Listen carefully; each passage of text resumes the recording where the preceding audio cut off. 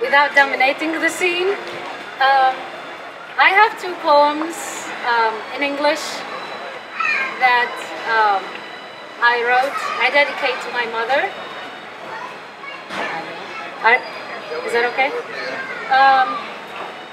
My mom's name is Habiba, which means the beloved one, and she's very dear to me. But my mother has been suffering Alzheimer's, and she lost her memory. So going back to yesterday's question, what is poetry and who are the poets or what the poetry is for? And I think we can say, or maybe add another definition, and that would be the calligraphy of life. For me, poetry is to write about life and life experiences, and this is just one of them. And it's called 1001, like 1001 nights. So it has to do with this counting and recounting and telling and weaving narratives based on memories lost, but how we can keep them alive even with someone who is suffering from Alzheimer's. I would like to start with Mahmoud Darwish epigraph. In her absence, I created her image out of the earthly, the hidden heavenly commences. 1001 Psalms for the memories far gone. Because you are still here, not too present, yet too real. You run away in vain time from time, into your deep self, and you tell me to get closer, as close as I always imagined. I ask you, Mother, I ask my restless anguish, and this verse is meant to be read as part of an I ask who we are, and you keep celebrating your wedding dowry. In longing lyrics you no longer comprehend, while I keep dissolving in tears. Stop. A dust in the wind. Stop. Because everything pure is reserved for today.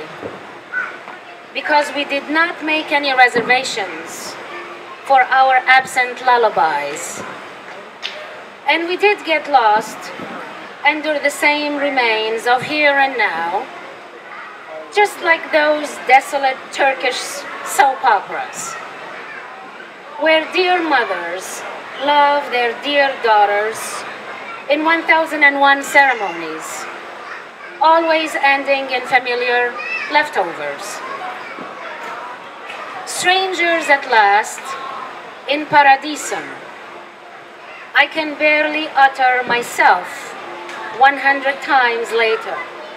I can hardly bear the seed of life you gave me in our first Mass. To Habiba. Second one is also a dedication to my mother, and it's called In a Sense. The young girl's first love was a sanctuary of another world that now she recalls as the anesthetic dispersal of being.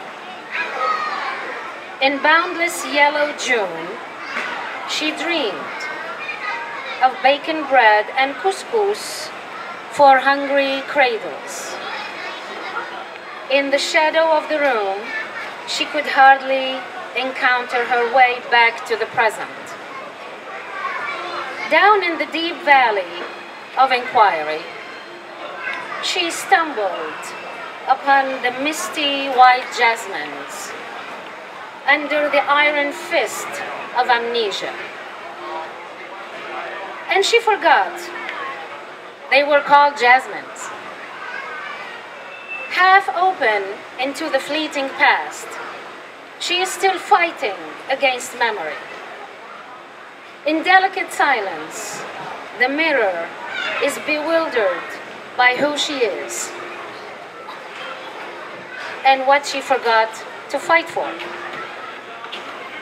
With orange flavor, your vanilla cake silently awaits on the dining room table, almost fallen asleep, waiting to be recognized.